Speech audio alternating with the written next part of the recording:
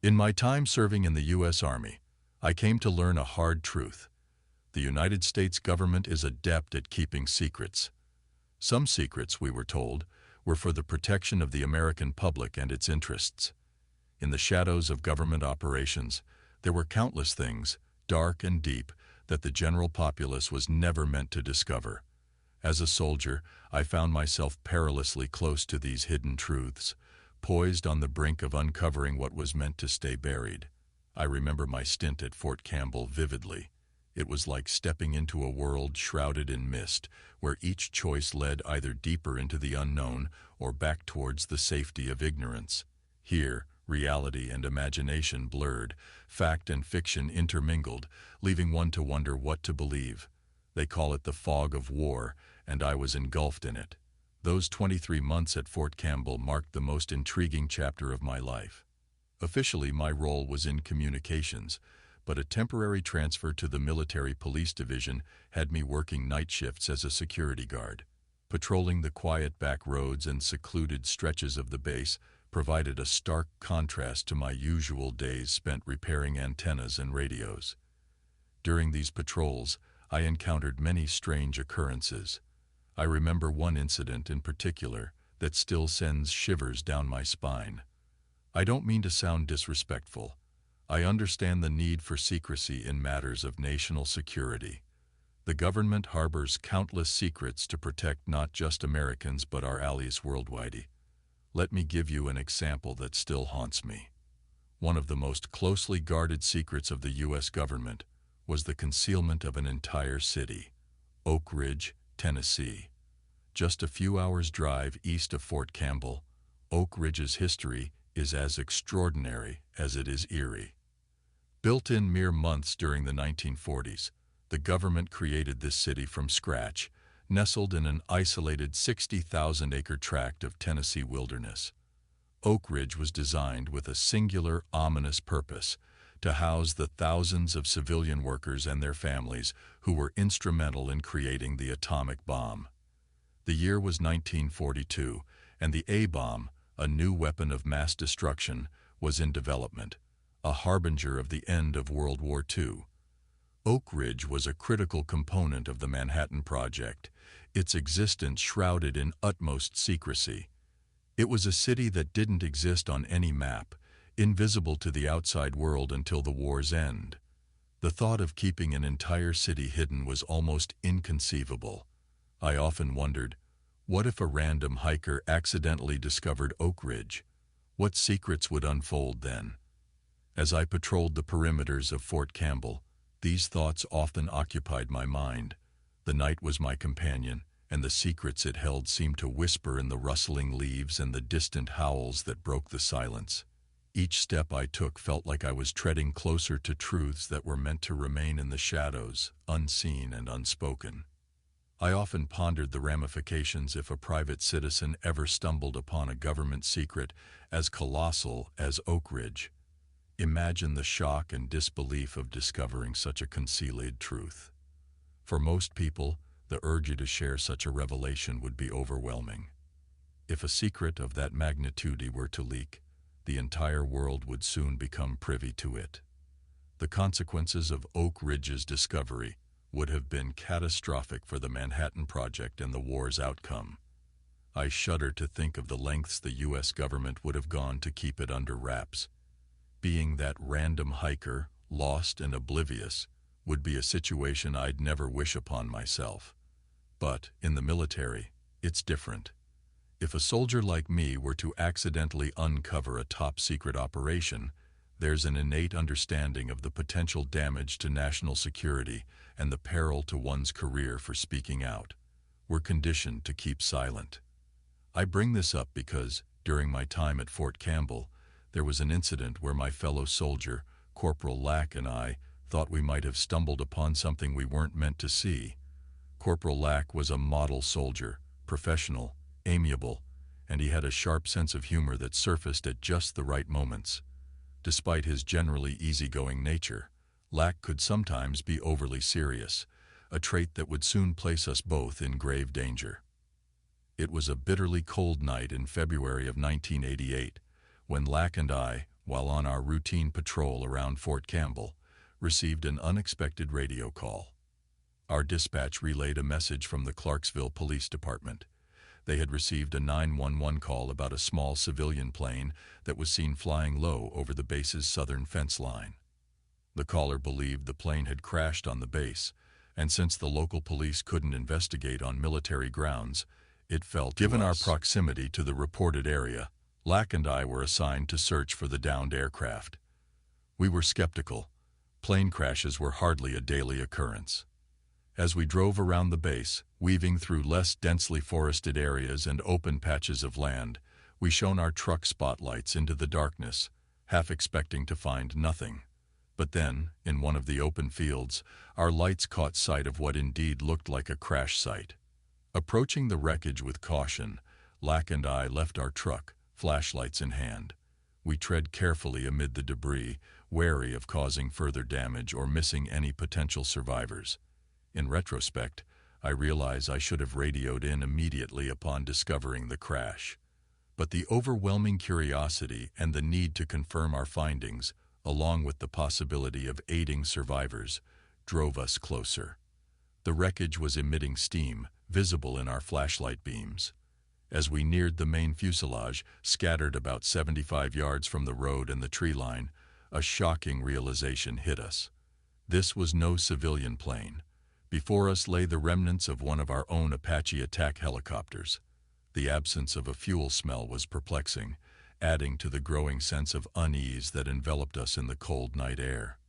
As we neared the downed Apache, the absence of fuel odor or any signs of imminent fire gave us a bit of relief. Our primary concern shifted to searching for survivors. The crash site, however, painted a bleak picture. The ground was marred by a significant crater, the helicopter's remnants embedded within.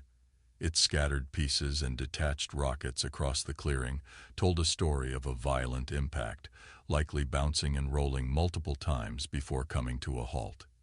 The twisted heap of metal before us was a grim reminder of the force with which it had crashed. Turning our flashlights towards the tree line, we noticed damaged treetops. Piecing together the events, it seemed the helicopter had clipped the trees at high speed, causing a rapid and catastrophic descent. The extensive damage to the cockpit left little hope for the pilot's survival. Despite this, I instructed Lack to check the cockpit while I jogged back to our truck to radio in a report. But, as I picked up the radio handset, this already strange situation took an even more bizarre turn. I, Bravo 47, attempted to call command, but my transmission was drowned out by an odd electronic hum. With my primary MOS in communications, I recognized this wasn't ordinary interference. In my experience, AM radio signals can be disrupted by electromagnetic energy from power lines, but out here, in this empty field on Fort Campbell, there was no logical source for such powerful interference. It seemed as though our designated frequencies were being intentionally jammed. Frustrated, I tossed the handset back onto the seat and grabbed a fire extinguisher from the truck's cargo area, heading back to the wreckage. As I approached, Lack stood motionless beside the airframe, gazing at the pilot still strapped into the rear seat, visible through the remains of the chopper's canopy. As I opened my mouth to inform him about the radio troubles, my attention abruptly shifted to the pilot. Something was amiss. The pilot wasn't dressed in the standard uniform I was accustomed to seeing on American aviators. Typically, they wore olive green, one-piece Nomex flight suits. But this man was clad in attire reminiscent of the Vietnam-era flight gear, a stark contrast to what should have been worn. This anachronistic detail added another layer of mystery to an already perplexing situation. I found myself questioning not only the circumstances of the crash, but the very identity of the pilot before us. The pilot's attire was distinctly out of place. His fatigues were OD green, adorned with large buttons down the front of the blouse, not at all what one would expect from an American pilot. I shone my flashlight from various angles, searching for any further clues. Then, I noticed a patch on his upper sleeve, a foreign flag. My heart raced as I recognized it. Having been deployed to Central America, even if briefly, I was familiar with the uniform. The pilot was wearing Honduran Army fatigues, an inexplicable sight in the cockpit of an American Apache helicopter. His helmet, however, was standard American pilot gear, complete with integrated night vision hardware and target acquisition display. But he was unmistakably deceased, which wasn't surprising given the extent of the crash. The front of the helicopter, where the gunner would have been, was completely obliterated upon impact. It was hard to believe 2 men had been inside. Looking back at Lack, his expression mirrored my confusion. I relayed the radio interference issue to him, and we continued to cautiously inspect the wreckage, trying to decide our next move, especially with our communication back to command cut off. We figured it best for one of us to stay near the wreckage with the fire extinguisher on hand. If a fire did break out, we could potentially preserve crucial evidence for the subsequent investigation. Then, the sound of approaching vehicles broke the silence. Headlights appeared on the nearby road, and soon 2 Humvees and an M35 troop transport truck arrived. A dozen soldiers in unusual black uniforms quickly disembarked from the transport truck. They approached the wreckage with M16s drawn, an odd response for a crash investigation. None of them bore any divisional insignia or name tags, only subdued American flag patches. Among them were a colonel, a lieutenant colonel, and 2 majors, identifiable only by their rank insignia, but like the others, without any divisional signs or name tags. The colonel pointed at us and ordered us to leave immediately. Lack, ever the by-the-book soldier, refused, citing protocol and insisting we stay until properly relieved. The colonel's patience visibly frayed. In my view, the colonel's order was clear, and I was ready to comply. But Lack's unexpected obstinance changed everything. The colonel turned to one of the soldiers, a sergeant, and chillingly ordered him to eliminate us if we weren't gone in 30 seconds.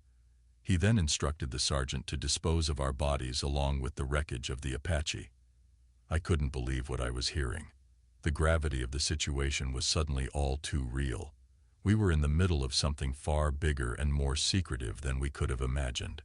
The presence of these unidentified soldiers, the unusual commands, and the dire threat to our lives left me in a state of shock, my mind racing to comprehend the surreal and dangerous scenario unfolding before us. Sergeant No Name, as I came to think of him, stepped forward, raising his M16 and pointing it directly at Lack's chest. In that moment, I knew I had to make a decision. I wasn't much for gambling, but I could tell when it was time to fold and leave the table. Without a word, I turned and hurried back to our truck. Climbing into the driver's seat, I started the engine, keeping my foot on the brake and shifting into gear. My gaze fixed on the road ahead, I silently prayed that Lack would follow my lead. Thankfully, just a few tense seconds later, he slid into the passenger seat, evidently having reassessed the situation. Keeping my eyes on the road, I drove us away from the crash site as fast as I could. The silence between us was heavy, filled with unspoken questions and fears.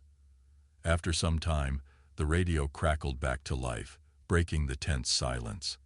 The electronic hum had ceased, and dispatch was on the line, asking if we were okay. I responded as calmly as possible, assuring them we were fine. They inquired about my previous transmission, the one interrupted by the strange interference. Hesitating, I lied, saying we hadn't found anything yet, and planned to continue our search.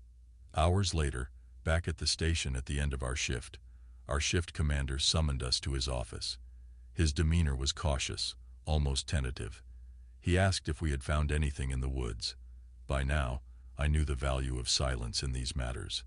Clearing my throat, I glanced at Lack, then back at the commander, and quietly stated that we hadn't seen anything out of the ordinary. Lack seemed on the verge of speaking, but then simply nodded in agreement. The commander appeared relieved by our responses, as if he knew more than he could disclose. He dismissed us without further questioning.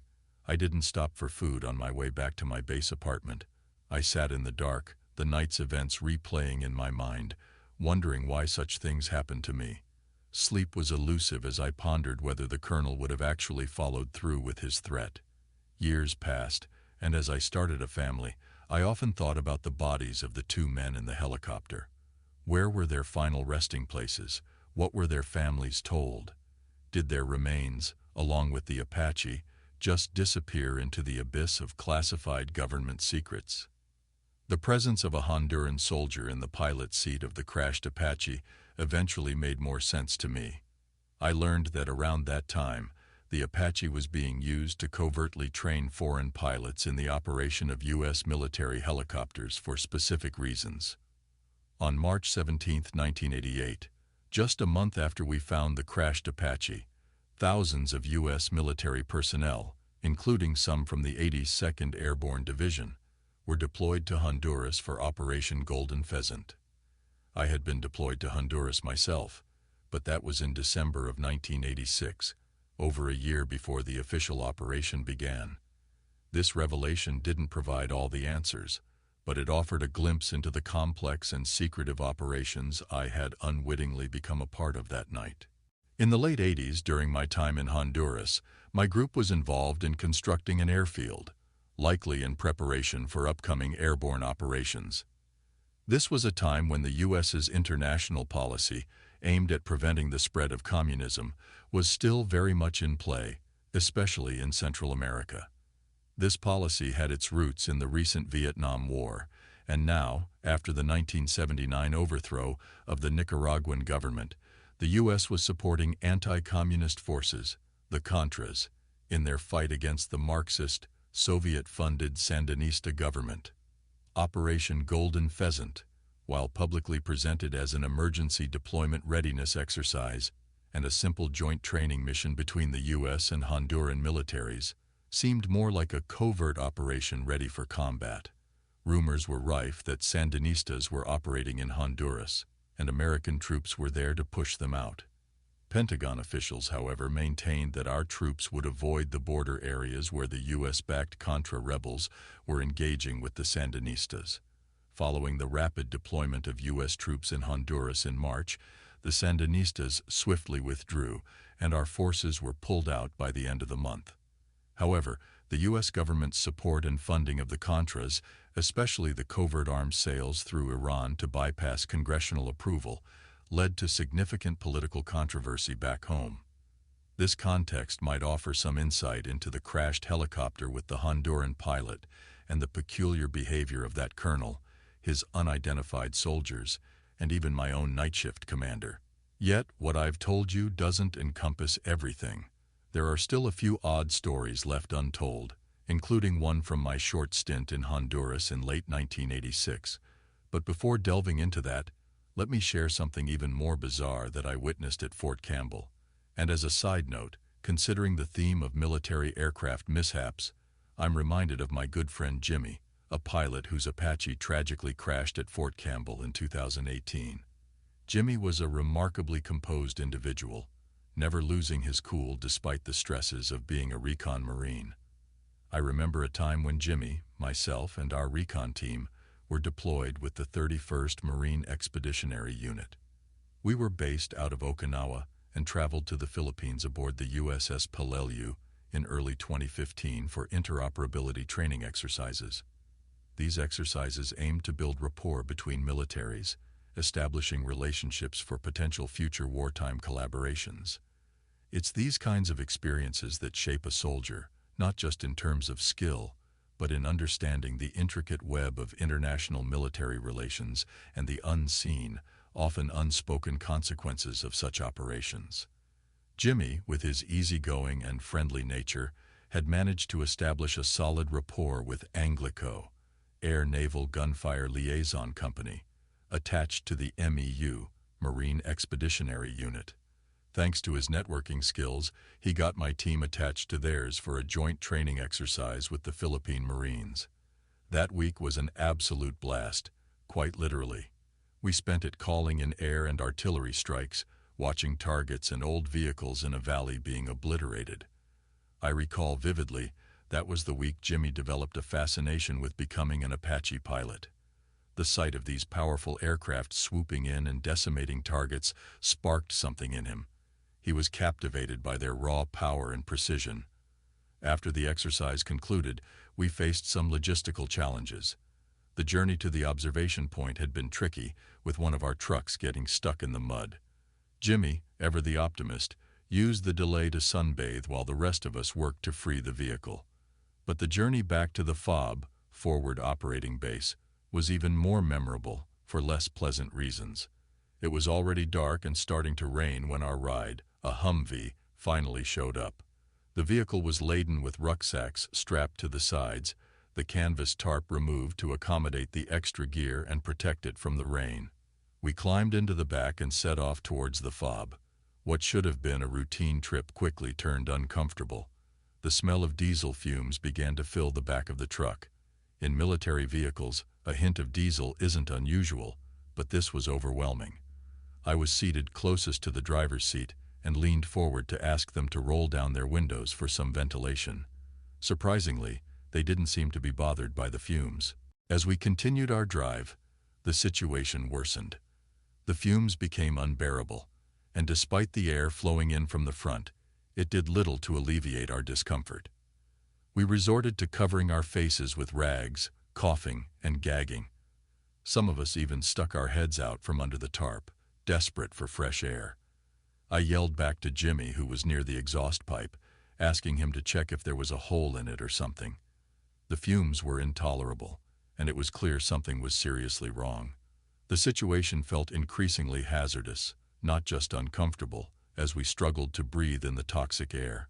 The combination of the rain, the darkness, and the overwhelming diesel fumes made for a memorable but harrowing experience, a stark contrast to the camaraderie and excitement of the day's training. Jimmy, wedged among the rucksacks and unable to maneuver himself to check the exhaust pipe, struggled in the pitch-black interior of the truck. Nobody had any form of light to assist either. We were all choking, desperately craving fresh air. In the military, you learn to tough out discomfort and not complain, but this was beyond the usual hardships. The fumes were so intense that it felt like more than just a minor inconvenience. It was becoming a health hazard. Finally, as the senior member and team leader, I realized that waiting it out wasn't an option. None of the other guys seemed willing to speak up, perhaps not wanting to appear weak. But this situation was serious. I leaned forward and firmly told the driver to stop the truck. We couldn't endure this any longer. Everyone was getting sick from the fumes. They complied, and we all scrambled out, gasping for fresh air. The cold rain on our faces was surprisingly welcome, a relief from the stifling, toxic environment we had been trapped in. Once I had caught my breath, I walked around the truck to inspect the exhaust pipe near where Jimmy had been sitting. After seeing it, I returned to Jimmy, smacked his helmet in disbelief, and dragged him over to see for himself. The culprit of our near disaster was clear. Someone had carelessly draped the tarp over the tall exhaust pipe, which was designed for fording rivers. This misplacement had turned the back of the truck into a dangerous gas chamber, trapping the exhaust fumes inside.